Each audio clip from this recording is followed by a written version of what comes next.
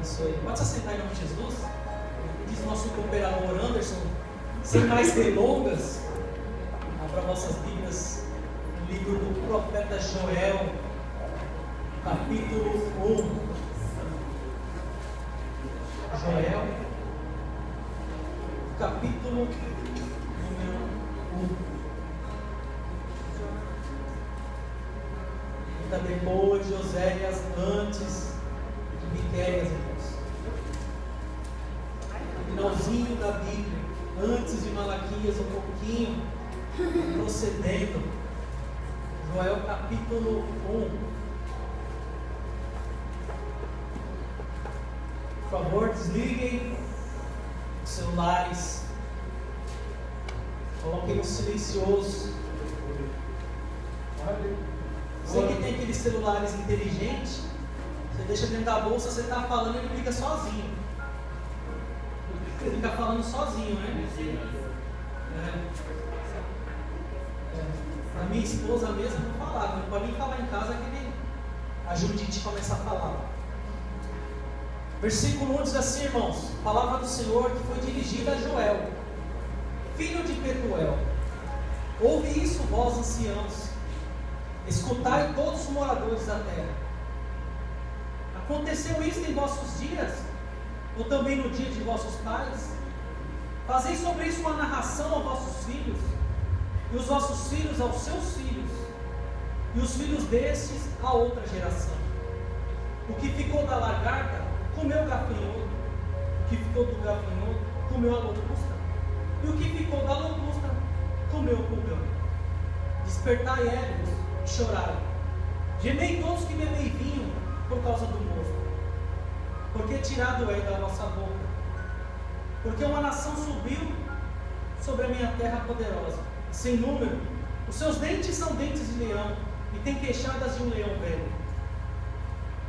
Fez Davi de uma assolação, e tirou a casca da minha figueira, despiu-a toda, e a lançou por terra.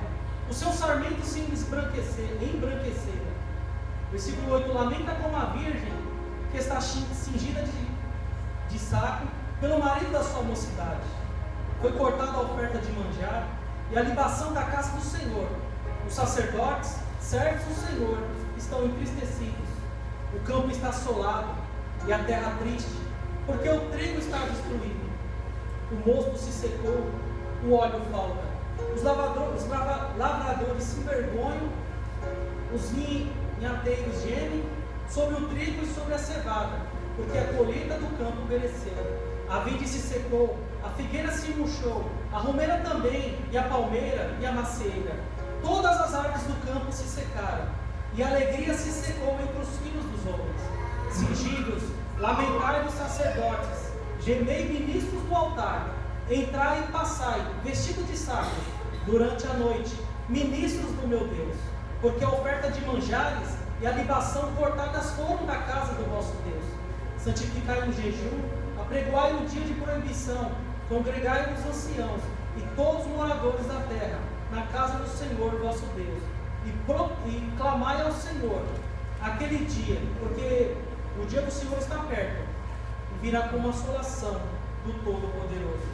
Porventura o mantimento não está cortado diante dos nossos olhos? A alegria e o regozijo da casa do nosso Deus? E a semente aprodeceu debaixo dos seus torrões? Os celeiros foram assolados, os armazéns derribados, porque se secou o trigo. Como geme o gado, as manadas de vacas estão confusas, porque não tem pasto. Também os rebanhos de ovelhas estão destruídos. A ti, Senhor, clamo, porque o fogo consumiu os pastos do deserto, e a chama abrasou todas as árvores do campo. Também todos os animais do campo bramam a ti, porque os rios se secaram, e o fogo consumiu os pastos do deserto. Amém? Amém. Deus tem uma palavra para nós esta noite. Amém. Palavra que já tem mais de um mês já que estava meditando nela. E tudo tem o seu dia, tudo tem a sua hora para falar da palavra do Senhor. O livro de Joel é um livro pouco falado, é um livro que ele também é profético, como ele é um livro também que ele é um pouco desconhecido pelos teólogos. Alguns teólogos acreditam que ele seja um livro que foi na época da Babilônia escrito, mas a maioria dos teólogos, eles acreditam que foi o período depois da Babilônia, depois do período babilônico. Então eu vou seguir a mesma linha da maioria dos teólogos. Joel foi um livro escrito após o período babilônico, onde suas casas estavam construídas, os templos, e eles voltaram a adorar ao Senhor nesse período aqui. Então eu vou na mesma linha da maioria dos teólogos, amém? Vamos lá.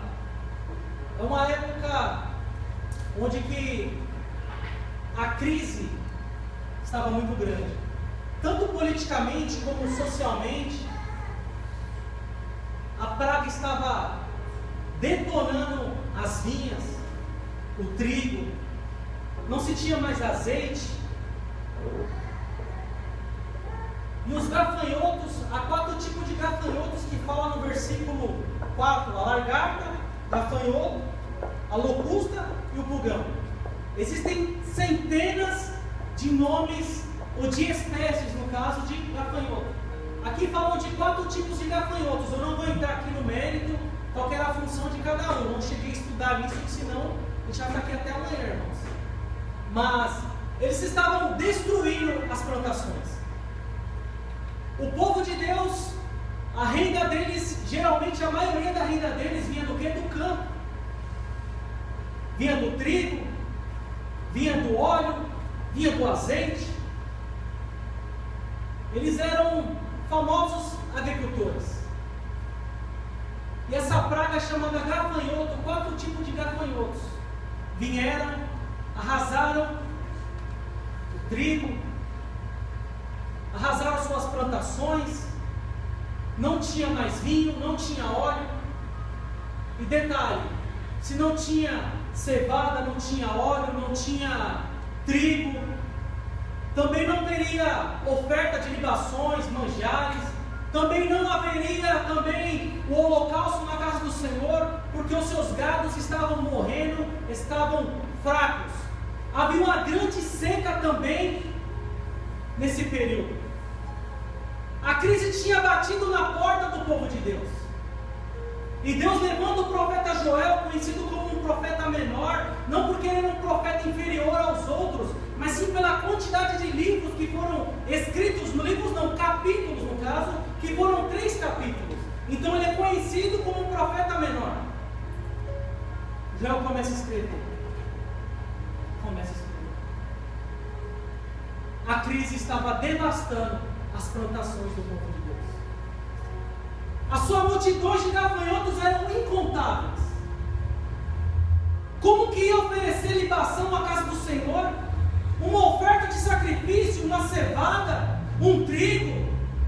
Como que ia manter o templo do Senhor? Porque no Antigo Testamento tudo era oferecido na casa de Deus. Um pombo, uma ovelha, um novilho, um cabrito, tudo era oferecido ao Senhor, como oferta de libação, como oferta ao Senhor, como manjares, os animais para expiação do pecado do povo. O Antigo Testamento sempre tinha que haver animais, trigo, cevada, sempre tinha que ter óleo, vinho, sempre tinha que ter no Antigo Testamento na casa de Deus. Se nós demos um pouquinho mais para baixo, nós vamos ver que os sacerdotes estavam entristecidos, porque como que oferecer uma oferta ao Senhor se não tinha? Como que ia oferecer para o Senhor o trigo se não tinha? Como que ia oferecer para Deus um novilho, um cabrito, uma ovelha, um boi, um bezerro, se eles estavam magros e estavam morrendo? Porque todos nós sabemos que tudo que era oferecido no Antigo Testamento de animal tinha que ser perfeito, o mais perfeito possível. Não podia ser coxo, cego, aleijado,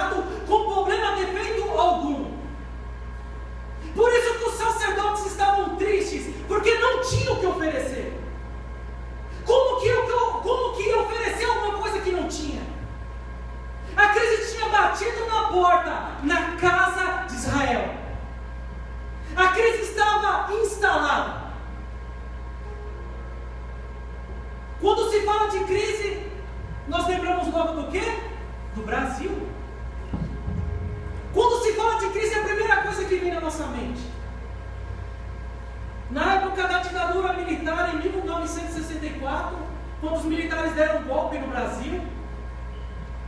A ditadura foi até 1985, eu tinha 1 ano de idade. Eu sei que eu não pareço que eu tenho menos, obrigado. Mas foi uma época onde que muitas pessoas foram mortas. Muitas pessoas foram decapitadas. E até hoje ainda existem debates no Senado, entre outras coisas, para tentar chegar a um consenso por que do golpe, ou quantas pessoas morreram e por que pessoas foram assassinadas. Os militares dominavam o Brasil. E tinha aquele famoso grupinho que pregava e ensinava que nós deveríamos ser livres. Porque na época da ditadura militar, eles falam que nós éramos presos. Mas nunca se construiu tanto como no período da ditadura militar do que no período de hoje. Metrôs, trem, ferrovias, estradas, aviões, submarinos, Angra 1, Angra 2, Angra 3. A tecnologia que chegou ao Brasil, ela chegou forte por causa dos militares. Você acha que essa baderna desses baile funk que fica nas portas da nossa casa, se fosse hoje, teria? Comércios, donos de comércios, muitas vezes vendiam seus comércios, sabe por quê? Porque tinha muitos militares fazendo ronda, revistando pessoas, e as pessoas que iam entrar no mercado, numa padaria, ficavam com medo de ser revistada, de passar por toda aquela humilhação. Bandido naquela época não tinha vez. Todo mundo tinha medo dos militares. Hoje, quem tem medo da polícia? Ninguém. Na época dos militares, a tecnologia avançou no Brasil. As estradas, ferrovias, metrôs, tecnologia. Eles estavam estudando e o Brasil começou a crescer muito. O Brasil naquela época, irmãos, ele crescia 7,5% ao ano. Na época da ditadura. Hoje o Brasil cresce o que por ano? Nada. Só fica em déficit.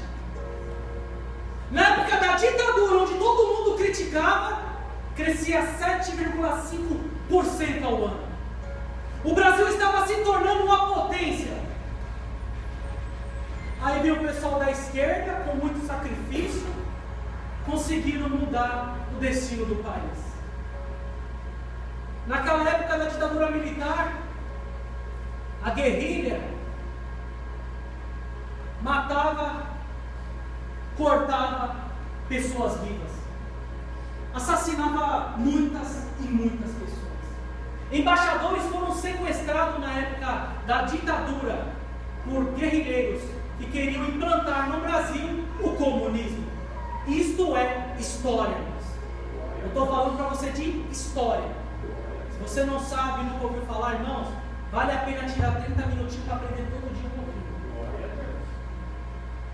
E deixa eu dar um recadinho para você. Quando acabou a ditadura militar, José Sarney tomou conta do país.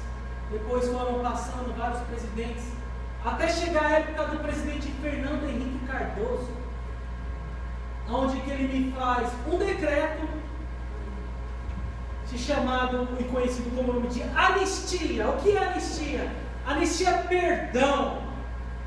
Então muitos dos guerrilheiros da época da ditadura foram perdoados por causa dessa anistia que o Fernando Henrique Cardoso fez. Aí foram passando os anos, muitos dos guerrilheiros da época entraram aonde? Na política do Brasil. E o Brasil está essa nhaca que está hoje por causa disso. Você sabia disso? Ah, história. Aleluia. História. Glória a Deus. Nunca vivemos um período tão grande de crise no país. A Segunda Guerra Mundial terminou em 1945. Nem em 1945 houve uma crise tão grande como está acontecendo atualmente no Brasil. Cerca de 200 bilhões de reais são desviados por ano no Brasil. Ninguém sabe para onde vai esse dinheiro. Fala um pouquinho de crise, é bom, né, irmãos? Nós não temos seguranças. Os jovens de hoje não obedecem seus pais. As garotas de 14, 15 anos querem sair de casa, morarem sozinhas, para ter uma vida sexual ativa. A mãe e o pai vão na delegacia toda semana fazer um boletim por um filho. Meu filho desapareceu, minha filha desapareceu. A maioria de menina. Elas não desapareceram porque foram torturadas e não. É porque elas fogem de casa para morar com traficante dentro das favelas. As mães e os pais não têm mais domínio sobre os filhos. A lei da palmada tem tomado conta do Brasil. Você não pode dar uma palmadinha no seu filho mais. Não crê isso, mexe no psicológico da criança. A criança vira, né, um lixo de pessoa no futuro, revoltada. Meu, arranhei tanto, irmão. Então, glória a Deus por isso. Glória a Deus por isso, cara. Vivemos uma crise como nunca vivemos. Tem a lei do funk, não pode mais ouvir funk, não pode ouvir mais música alta em carro, não pode mais ouvir música alta na casa, em lugar nenhum. Todo mundo ouve. A polícia não dá conta mais dos baile funks. A polícia chega, bala de borracha, cacetete, bomba de efeito moral. A polícia reta o pé, passa 30 minutos, volta todo mundo. Vivemos uma crise terrível no Brasil. Segurança pública, zero. Um jovem de 16 anos, ele mata, ele rouba. É uma criança, inocente. Que isso? É inocente, não pode abaixar a maioridade penal. Porque uma criança não sabe o que faz. Mas com 16 anos ele pode voltar a escolher o presidente do Brasil. É o país em que vivemos. A crise está instalada no Brasil. E quando nós pensamos que ia melhorar, mudou na presidência, piorou. A maioria dos senadores, deputados, estão envolvidos em falcatrua, em desvio de dinheiro, em desvio de conduta. Se hoje tivesse uma eleição, nós não sabíamos mais em que votar. Todos envolvidos até o talo. Milhões e milhões de bilhões de reais são desviados de hospitais. Pessoas têm esperado mais de um ano para fazer quimioterapia e radioterapia. Você vai marcar uma consulta, demora 7, 8 meses, um ano, ultrapassa um ano. Quem não tem convênio médico, infelizmente, está perdido, se for depender do SUS. Nós não temos segurança, não podemos andar armado porque a lei não permite. Estamos vivendo uma crise como nunca vivemos, financeiramente, socialmente, dentro das nossas famílias, e ninguém sabe que rumo que vai tomar os próximos dias ou os próximos meses. No Rio de Janeiro, até o ano passado, a cada 5 minutos uma pessoa era roubada. Em 2017 já mudou. A cada 2 minutos uma pessoa era roubada. Por ano no Brasil, cerca de 1 milhão de carros são roubados. Em 2011 morria cerca de 40 mil pessoas no Brasil. Em 2016 chegou a quase 60 mil pessoas mortas a cada ano no Brasil.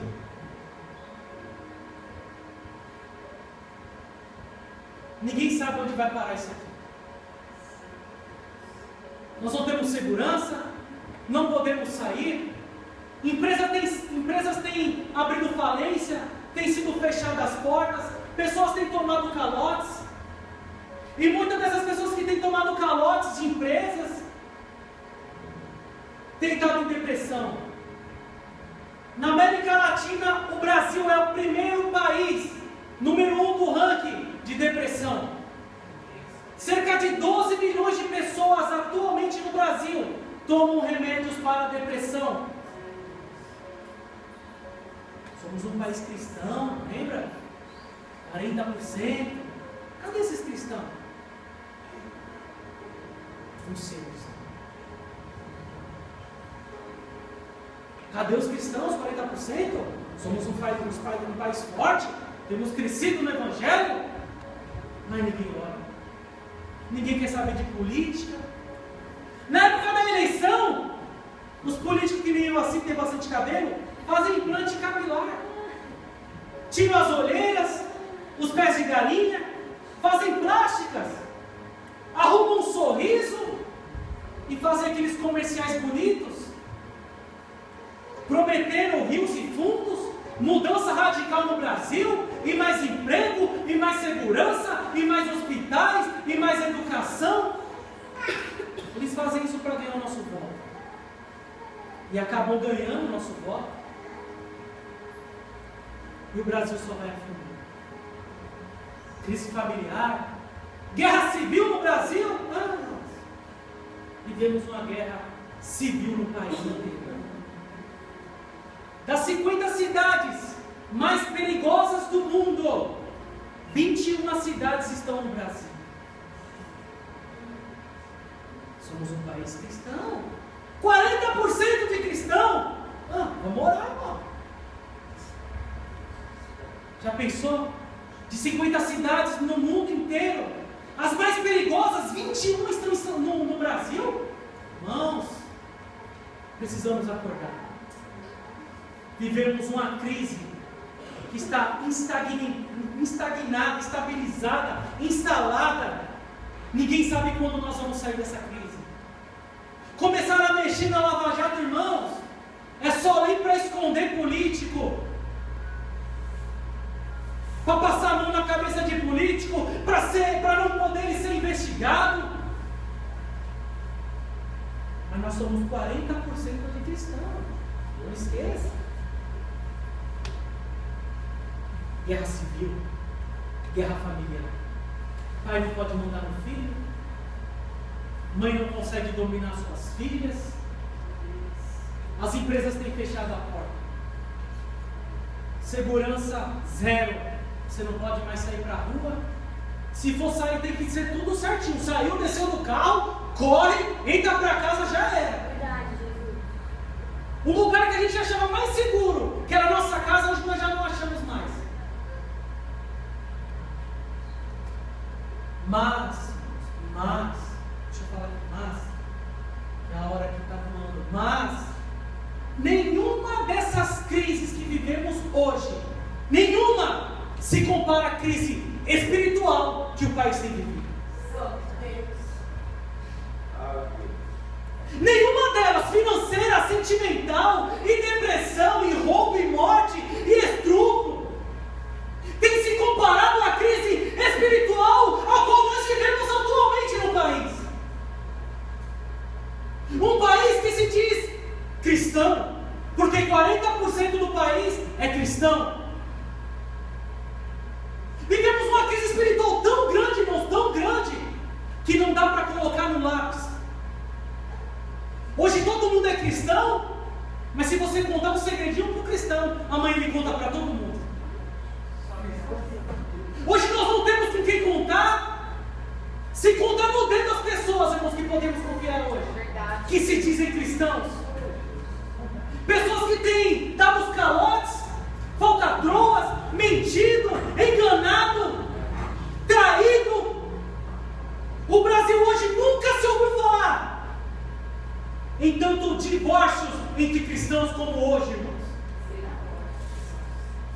A maioria das pessoas que se afasta, a maioria, irmãos, mais de 90%, não é por causa de droga, não é por causa de dinheiro, é por causa de homem ou mulher.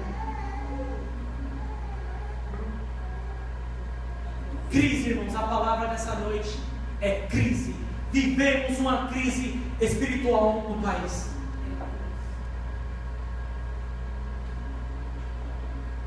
O que fazer, irmão? Por onde começar? Ou como recomeçar? As pessoas estão paralisadas, paradas, sem reação alguma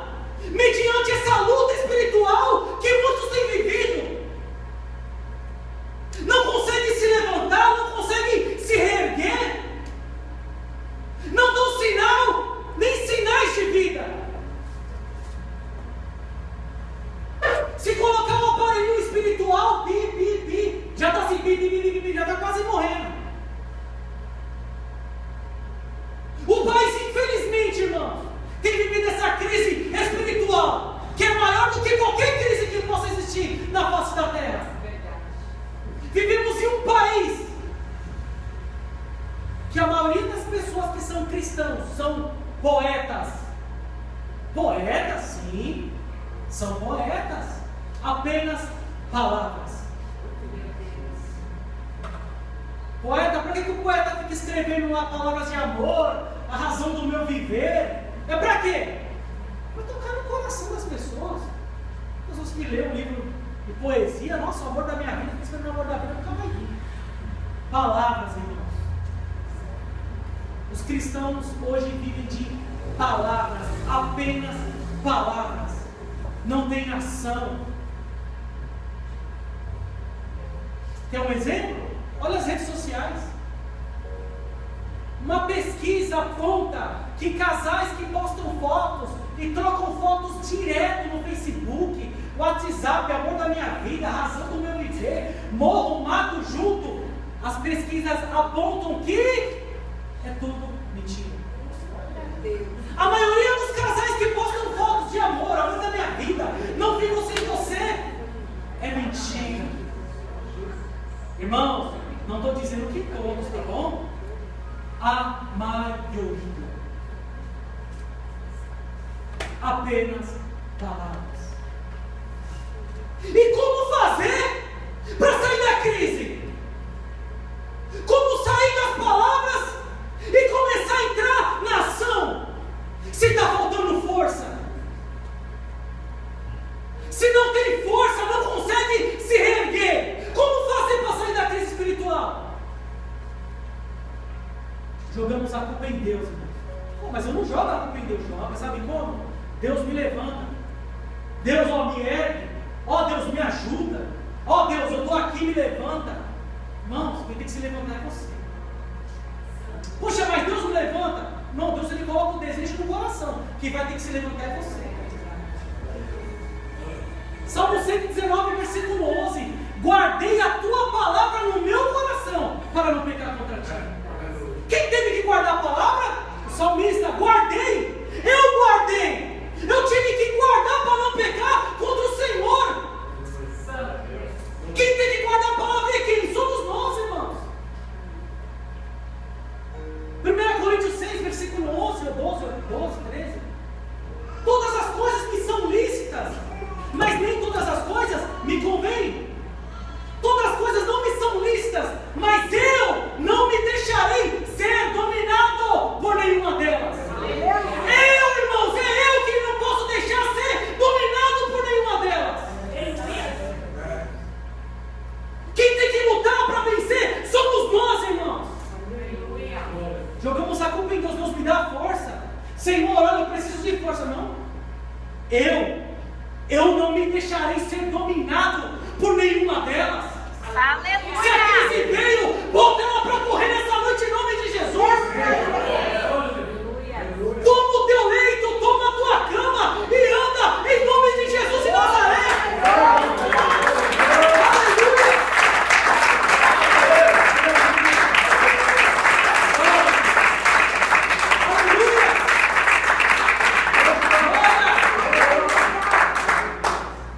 Não adianta, irmão. Deus me levanta. Senhor, irmão, se você não se levantar, como que Deus vai te levantar? Seja feito conforme a sua fé. Levanta e anda. Em nome de Jesus, levanta.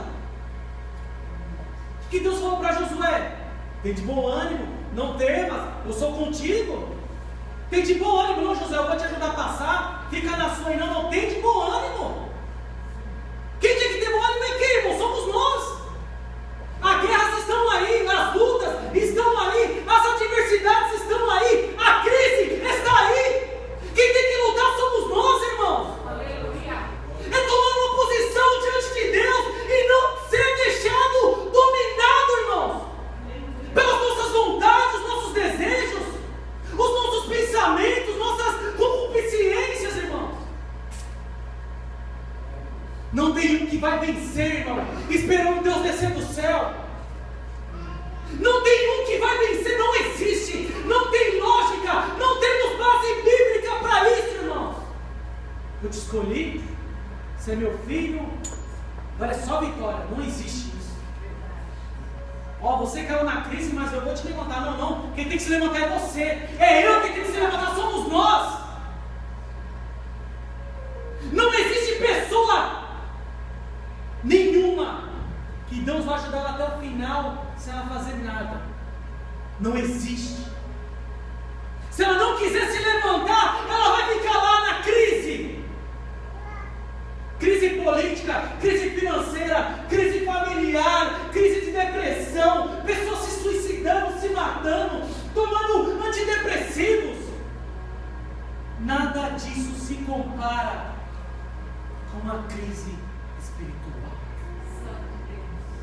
Pode ficar crise financeira aí, depressão, dor, sofrimento, perda, vai ficar tudo aí, irmãos. Se você estiver bem com Deus, você vai morrer, vai ser salvo, vai para o céu, viver eternamente com Cristo. Isso que importa. Não, irmãos, não sei se o país vai mudar. Eu não sei se vai ter lá um político que mete o pé na jaca lá e vai mudar o nosso país. Eu não sei, irmão. Mas a nossa vida espiritual não pode estar em crise, não pode estar parada, estagnada, paralisada. Aleluia. Esse é o motivo, irmãos, e a razão a qual Deus nos trouxe aqui nessa noite, para nós levantarmos e andarmos em nome de Jesus. Aleluia. Em nome de Jesus. Depende de mim e depende de você, irmãos. A decisão é nossa, irmãos. A decisão é nossa. Está em nossas mãos. Nós temos o poder de levantarmos nessa noite, irmãos, e de nos tornarmos uma potência mundial, irmãos, do Evangelho de Cristo. Como nós também podemos continuar na mesma, parados, estagnados, frios, desanimados, abatidos, angustiados, tristes, aflitos. Qual palavra você quer que eu dou mais nessa noite? Qual palavra mais? Dor, sofrimento, perca, dano, roubo, destruição, mais o que? A decisão está nas nossas mãos. Aquele povo, irmãos, ele precisava de azeite, ele precisava do trigo, da cevada, precisava ser levado os novilhos, os cabritos, as cabras, as vacas, os bois, para oferecer no templo do Senhor. Só que eles não tinham, porque a crise tinha batido na porta deles. Os gafanhotos acabaram com todo tipo de comida, todo tipo de alimento que poderia ser oferecido no templo do Senhor. Não tinha. A seca também, no versículo 20 do Joel, capítulo 1, versículo 20, também diz que a crise da água também, irmãos, não tinha água.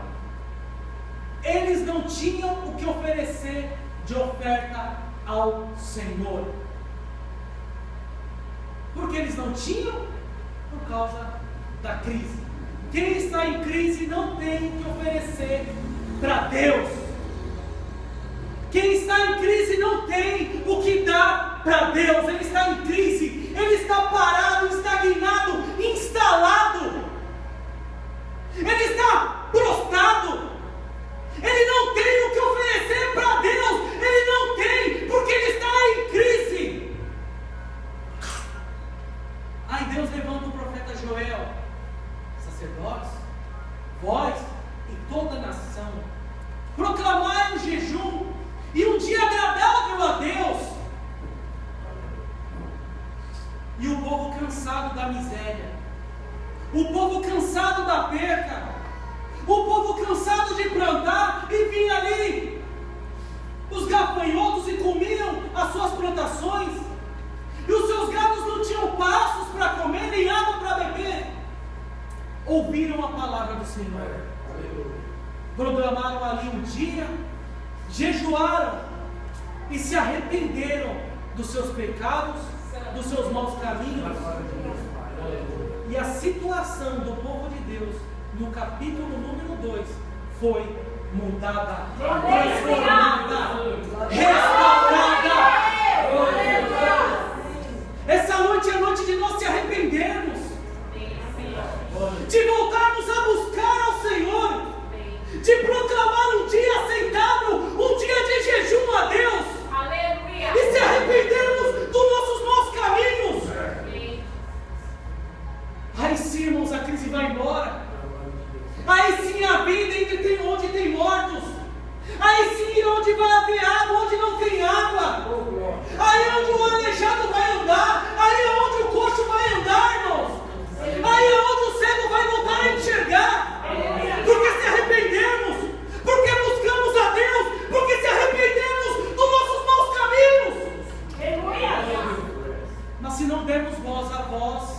de Deus, vamos continuar parados, prostrados, estagnados. A decisão é sua e é minha. Está em nossas mãos. Ou nós se arrependemos e buscamos a Deus, ou nós vamos continuar nessa crise espiritual tão grande, irmãos, tão grande, que nós não sabemos se um dia vamos conseguir sair dela. Gostaria de pedir ao pastor Daniel, em nome de Jesus, fazer essa oração, que a hora chegou. Vocês colocam de pé em nome de Jesus. Glória a Deus.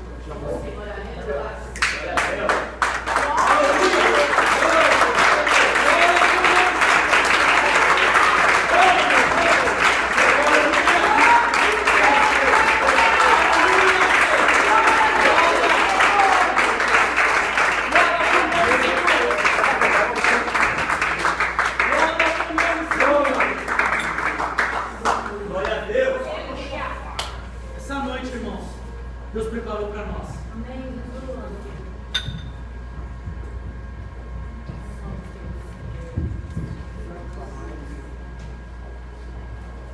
Capítulo 2, verso 1. Tocai a buzina em Sião, clamai em alta voz no monte da minha santidade.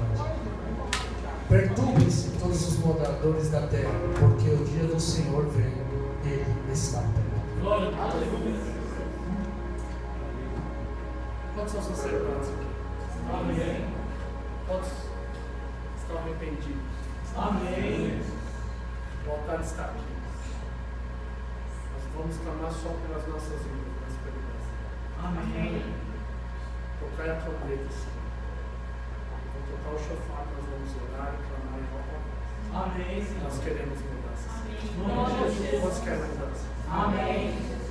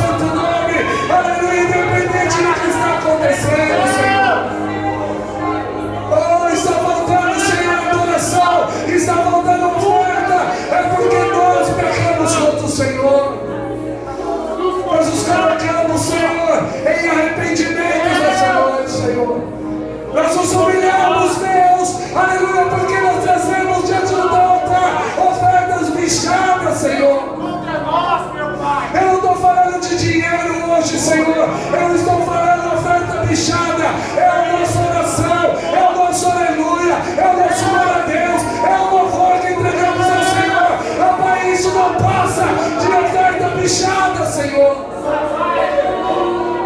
Porque nós não estamos, ó Deus, aleluia, vivendo lá fora este amor verdadeiro, esse amor genuíno por Ti, Senhor. Oh Deus, todas as coisas têm nos dominado, as paixões deste mundo têm nos levado para longe de Ti, Senhor. Mas nós nos humilhamos nessa noite, Pai, em arrependimento, Senhor. Nós não queremos mais viver assim, Senhor. Nós não queremos mais viver assim, Senhor. Nós queremos ter um cântico novo em nossos lábios. Nós queremos ter, Senhor, palavras proféticas. Nós queremos ter, Senhor, alegria e júbilo para entregar ao Senhor a nossa melhor adoração. Quando o Senhor diz, ó Pai, este povo me honra com os lábios, mas o coração está longe de mim. Que nesta noite nós possamos voltar, Senhor. Voltar ao primeiro amor, voltar àquela, Pai, onde nós caímos e recomeçar de novo, Senhor.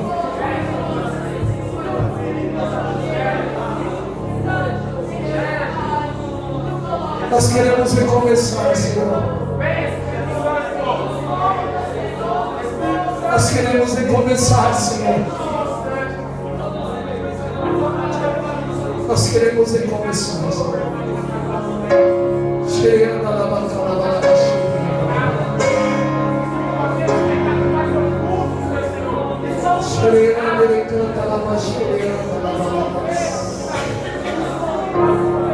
oh Senhor, não depende de ninguém, depende de nós, Deus.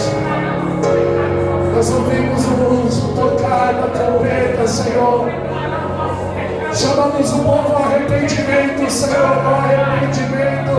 Aleluia, não remorso, não, mas arrependimento. É mudança de atitude, Senhor. É mudança, é compromisso com a Tua obra, é compromisso com o Senhor, Deus. É compromisso a partir de hoje, Senhor. Nós clamamos a Ti, Deus, essa noite. Nós nos arrependemos, Senhor, verdadeiramente, aleluia, desse absurdo evangelho que temos vivido.